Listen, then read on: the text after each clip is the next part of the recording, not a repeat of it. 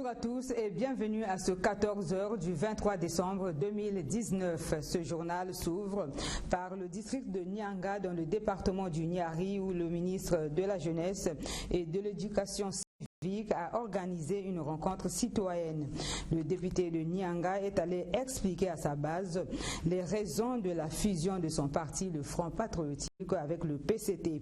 Destiné Hermela Doukaga a aussi échangé avec la population sur diverses questions liées à la cohésion et le développement de sa circonscription. On fait le point dans ce reportage de Christy Mathiona.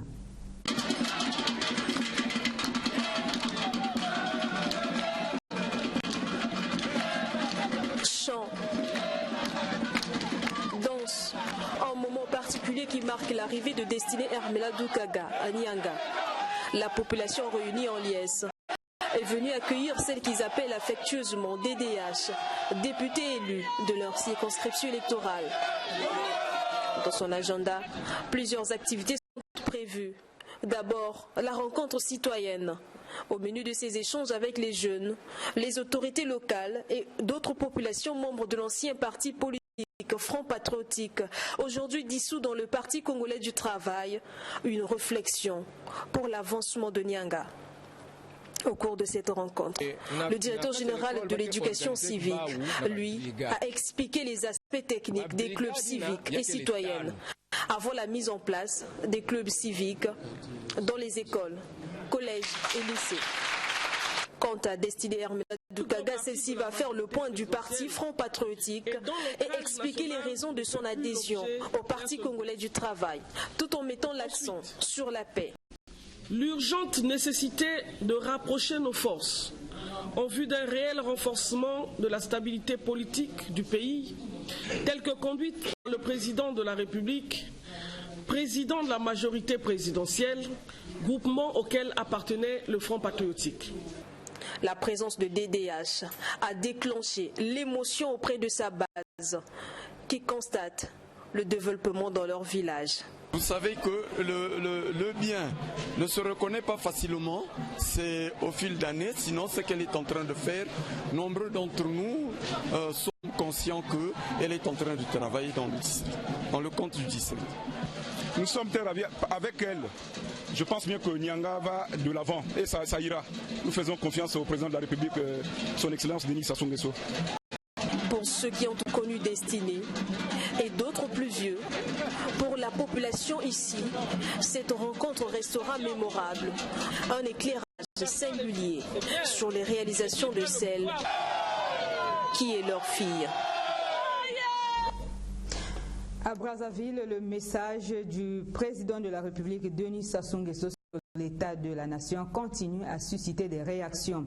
La dernière en date est celle de la plateforme des organisations de la société civile pour le respect des droits humains et la démocratie. Pour ces organisations, 13 au total, le message délivré par le chef de l'État n'est qu'une échappatoire comme les précédentes. Giscard Maungo nous en parle dans ce reportage. Ils sont 13 organisations de la société civile à avoir signé la réaction pour ces organisations. Le récent message sur l'état de la nation du président de la République est une échappatoire comme les précédents.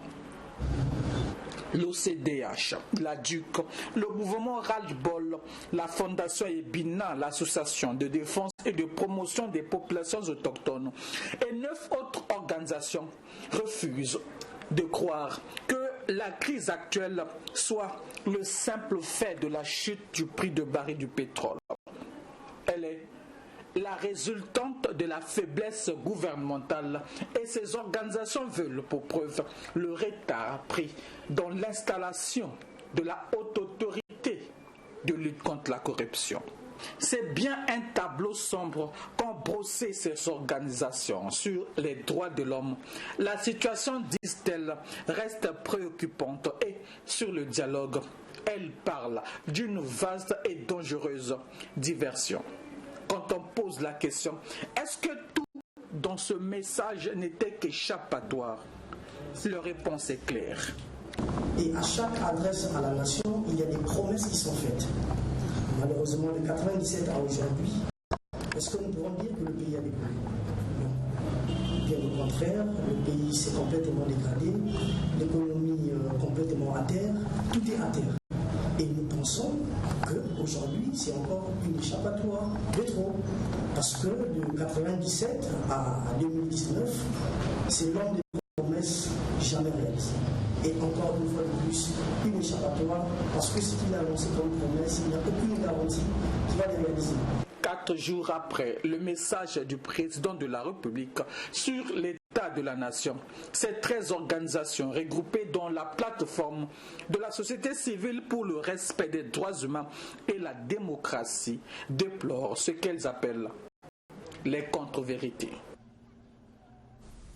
La suite de ce journal, le comité de direction de l'ACPE, l'Agence congolaise pour l'emploi, a tenu samedi dernier sa session inaugurale. Plusieurs résolutions ont été prises au terme des travaux dirigés par Auxence Léonard Okombi, président du dit comité. L'Agence congolaise pour l'emploi est née, vous le savez, de la scission de l'ONEMO. Le point dans ce reportage de Claude Nardi.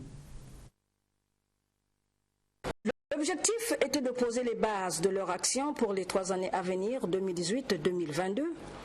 Où vont les travaux de cette session inaugurale?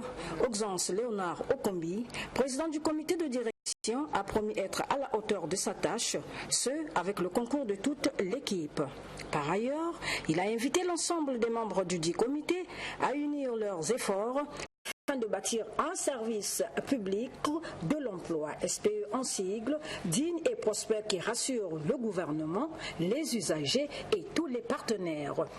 La naissance de l'Agence congolaise pour l'emploi met non seulement fin à ce processus de réforme, mais aussi et surtout marque le début d'une ère nouvelle et d'un nouveau paradigme dans la gestion du service public de l'emploi du Congo.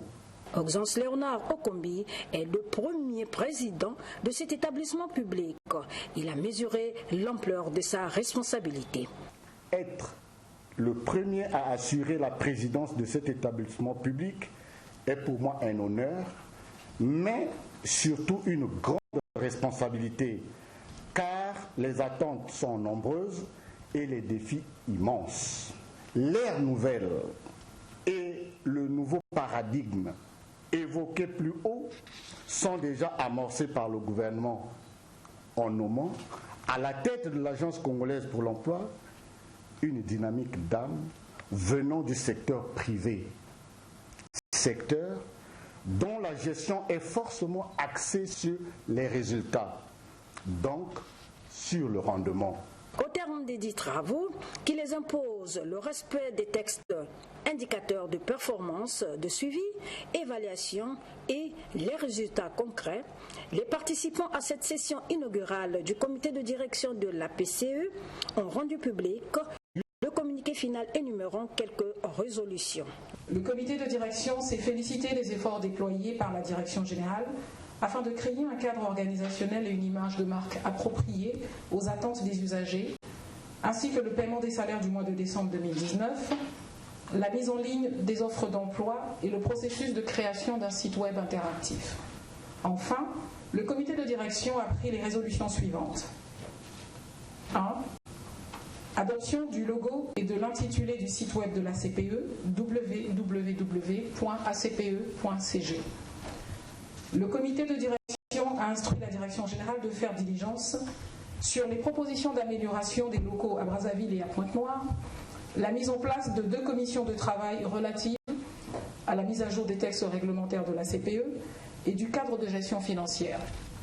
Fini donc avec l'ONEMO, les Congolais devront désormais s'accommoder avec les exigences de la nouvelle structure qui est ACPE, qui a tenu ce samedi sa session inaugurale. Parlons éducation avec la soutenance samedi dernier de la thèse de doctorat unique spécialité civilisation africaine du monde anglophone. Thèse soutenue par Rodrigue Satou, doctorant au département des langues vivantes étrangères de la faculté des lettres, des arts et des sciences humaines de l'université Mariangwabi. Son thème a porté sur la gestion des conflits en Afrique par l'Union africaine. Le point avec Morel Mabeli.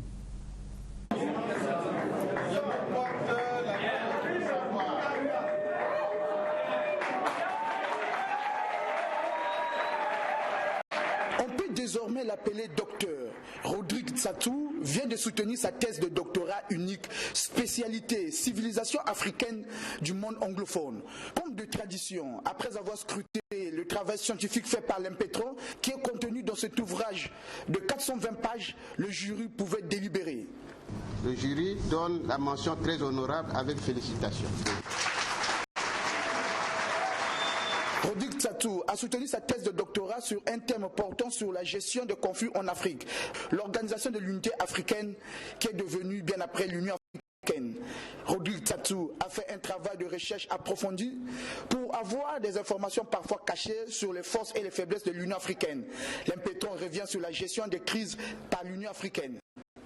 Au niveau de l'Union africaine, il est vrai que l'Union africaine gère des conflits, mais il y a des failles au niveau de l'Union africaine. Les failles sont que l'Union africaine est tellement dépendante. Elle dépend des institutions internationales, tout simplement parce que les États membres de l'Union africaine n'ont pas assez, en fait ne cotisent pas assez pour pouvoir gérer et sinon donner la force en ce qui concerne la gestion des conflits en Afrique. C'est la raison pour laquelle l'Union africaine est obligée d'être dépendante des institutions internationales. Le président du jury, le professeur titulaire des universités, Benjamin Evayoulou, rassure que Rodrigue Tsatou, qui a fait sa défense en langue anglaise, avait la maîtrise de son sujet, d'où la mention très honorable. Il avait déjà fait un travail de ce genre en maîtrise. Donc c'est la continuité, le prolongement d'un travail qu'il avait déjà effectué en master. On retiendra également de cette thèse de doctorat que l'Union africaine est influencée parfois par les institutions internationales dans la gestion de certains conflits, car de la Libye. Culture à présent, Duel Matambi, c'est le titre de la série télévisée que la productrice, ex-actrice Liesbeth Mabiala tournera en février 2020 à Brazzaville et en mars de la même année au Maroc. Ce projet présenté le week-end dernier rassemblera les cinéastes du Mali, du Sénégal, du Burkina Faso, du Maroc, du Cameroun, du Ghana et de la République du Congo. Retrouvons Morel Mabeli. Je travaille toujours avec beaucoup de gens, avec mes frères congolais. Elle est à la recherche des partenaires. Liesbeth Mabiala, qui ne cesse de prendre de l'ascension dans l'arène du cinéma au Congo, a présenté son projet de tournage d'une série télévisée vendredi dans la soirée. Dans cette série télévisée panafricaine, Liesbeth Mabiala va rassembler la crème du cinéma africain.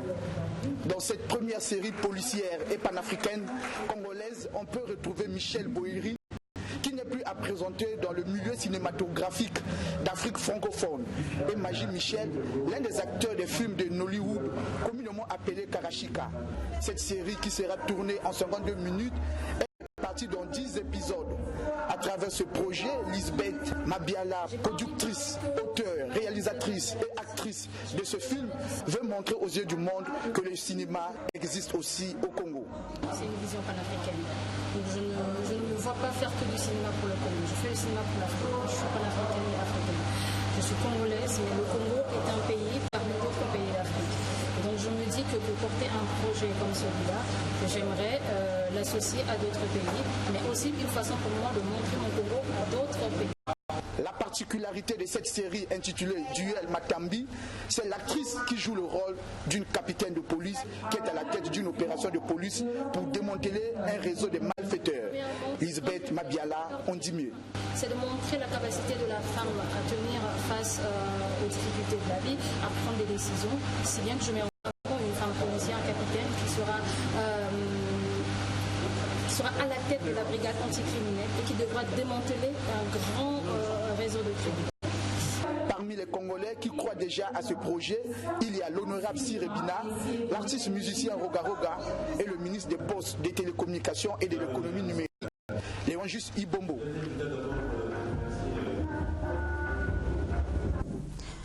Débuté le 18 décembre dernier, le séminaire de formation des journalistes sportifs a pris fin le week-end. L'éthique du journaliste, le traitement des événements sportifs sont entre autres thèmes décortiqués au cours de ces assises. Les détails dans ce reportage d'Evra Tikasumba.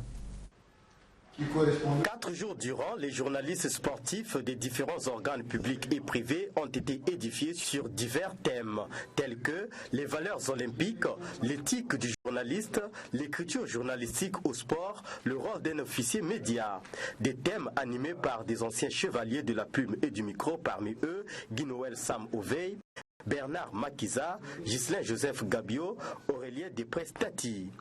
Organisé par le Comité national olympique et sportif congolais, ce séminaire a permis de sensibiliser les journalistes sportifs sur le respect du nouveau code du métier dans le traitement des événements sportifs, mais aussi sur les textes fondamentaux et le fonctionnement du Comité national olympique et sportif congolais et de la Chambre de conciliation d'arbitrage des sports CECAS. Ce samedi, dernier jour des travaux, après le mot du séminariste, c'est Blaise Bolé, premier vice-président du Comité national olympique et sportif congolais, qui a patronné la cérémonie de clôture de ce séminaire en lieu et place de son président Raymond Ibata empêché. À l'écoute de la conclusion que vous vous êtes faite de ces 4 jours, ce type d'expérience va se perpétuer à l'avenir. Certains d'entre vous ne connaissaient même pas le siège du Comité national olympique et sportif congolais. Et aujourd'hui, vous avez su où se trouvait le siège de notre organisation. Toutefois, des recommandations ont été formulées par les participants à l'endroit des dirigeants du Comité national olympique et sportif congolais de pérenniser ce genre d'initiative afin d'aider les journalistes sportifs de mieux exercer leur métier. Tout est bien qui finit bien. Abordé par Evra Tikasumba, quelques séminaristes ont donné leurs impressions. Suivez. Nous avons bénéficié d'un enseignement de qualité. Je pense qu'au sortir de ce séminaire, nous allons chacun dans son organe de presse appliquer l'écriture journalistique, les techniques de médias audiovisuels et tout ce qui s'en suivra pour que nous puissions améliorer nos prestations parce que c'est là où on nous attend. C'est quand même important pour nous participer à un tel séminaire que le comité olympique vient d'organiser et je crois que prochainement ça ne va pas s'arrêter là, que ça doit se pérenniser parce qu'on a toujours besoin de se former. Ça a permis d'évoquer, d'énoncer certaines aléas que nous rencontrons sur le terrain dans notre métier. En même temps, nous avons pu obtenir pas mal de propositions des aînés. De telles initiatives soient organisées pour le bonheur de tous, parce que ça apporte un plus, ça enlève, parce que on nous dit l'homme périt par ignorance et nous ne voudrons pas être des journalistes ignorants, mais nous voudrons être des apprenants à perpétuité. Pourquoi? Parce que c'est en apprenant qu'on est capable d'informer et d'utiliser les jargons qu'il faut. Complètement bouclé ce journal. Merci à vous de l'avoir suivi. 20h30, c'est Bernida qui sera chez vous. Bonne suite de programme sur DRTV International.